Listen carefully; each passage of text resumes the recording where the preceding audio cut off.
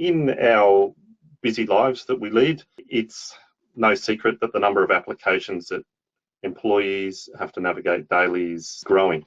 So we've got ERPs, CRMs, HRMs, accounting systems, just to name a few. FileBound Connect can really become that bridge between these systems and the content in FileBound that supports them. So being able to have that link between the invoice you've got sitting in FileBound and the accounts payable record inside your accounting system. This enables users to access the relevant content within FileBound while still in their primary application. Some of the benefits that are built into the application include out-of-the-box integration with key web-based applications, ease of use through adoption with a minimal learning curve, being able to have it adapt to existing business processes and improving staff productivity, efficiency, and responsiveness. So what FileBound Connect does is it anticipates and intelligently delivers content relevant to a user's needs, eliminating the manual process of searching to retrieve related content.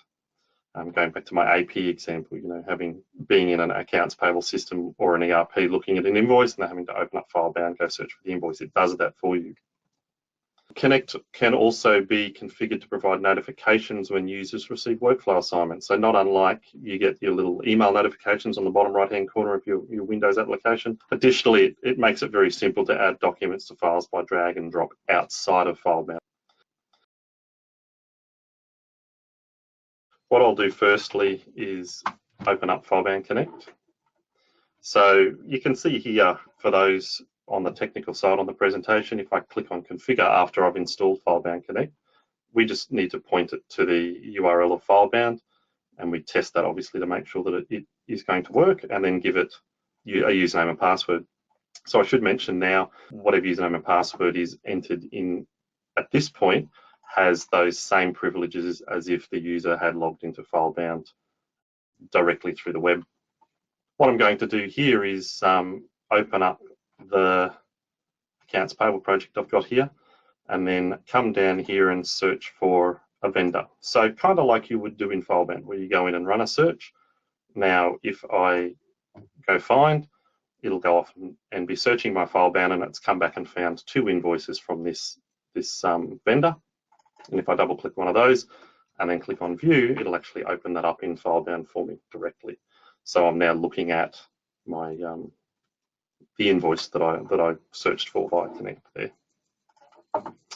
So if we take that a step further, I'll clear that one out, and we're still in our accounts payable process. Obviously, I can come in here and I can search for a specific invoice number. Obviously, as you can see down here, the fields that I've got available to me are those that I would normally have available to me had I been logged into FileBound.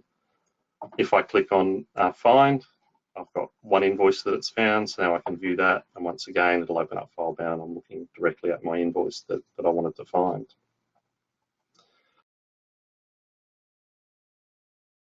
So we're still in our accounts payable project. Actually, I'll research for that invoice that I had up.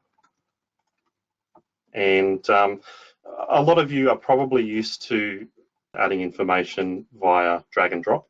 So, if I wanted to add in this purchase order here, I'd literally drag it and drop it on. What you can do now also is drag and drop straight onto FileBound Connect. So I don't have to have FileBound open.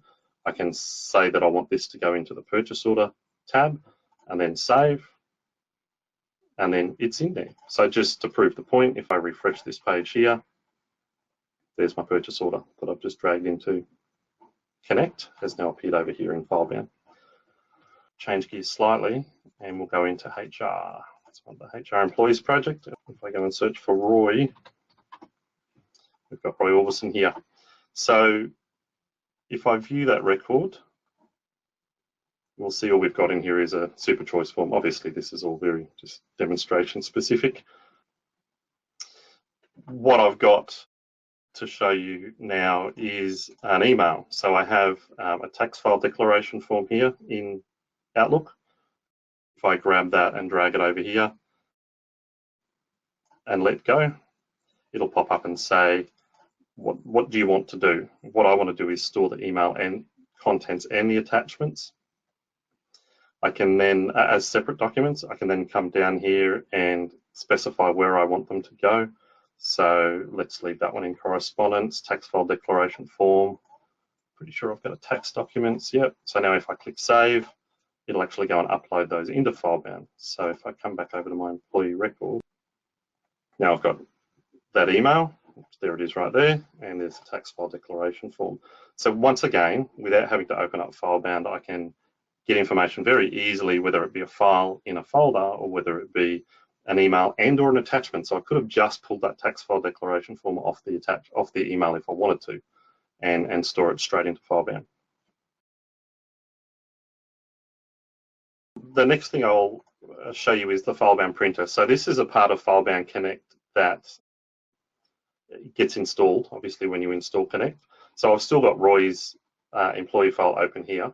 If I come in and go back into my employee files and we open up the, what was I looking for here? Sample employment contract, which is this PDF, and I go File Print. You'll notice one of my options here is FileBound Printer. So if I click on Print there, it'll actually pop up in a sec and say, okay, here's your document. I can choose to rename the document here. So I'm going to call it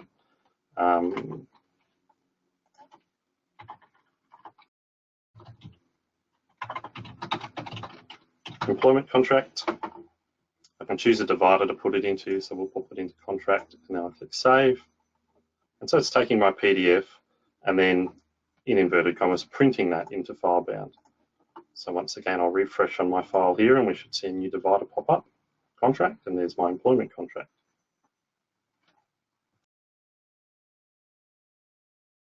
Going back to Outlook, you saw me before drag and drop a record across into FileBound and have the email and the attachment appear in there. You'll notice up the top here, we've actually got a FileBound button. So if I select this email here, which I've got my photo of Roy and a letter of engagement and obviously the content of the email. If I come up to FileBound and I click Save Email to FileBound, similar to what you saw before, we've now got the option to store either the email and attachments, or the attachments only. So what I'm going to do here is just store the attachments. I don't really care about the content of the email. We're going to call the letter of engagement, we'll put it in correspondence, and we'll put this one into employee photo and save.